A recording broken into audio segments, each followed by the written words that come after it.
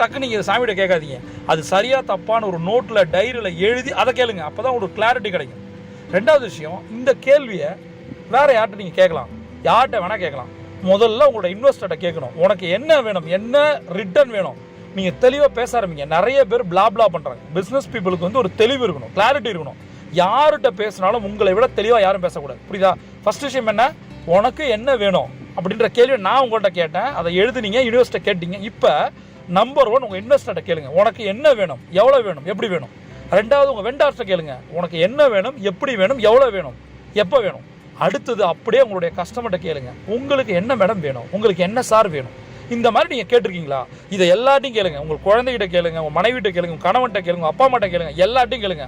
உனக்கு என்ன வேணும், அந்த கேள்விக்கு தெளிவான பதில் கிடைக்குதான்னு பாருங்கள். இதை கேட்கறதுக்கு ஒரு தெளிவு வேணும் நான் சொல்கிறேன் பர்சனலாக. ரைட்.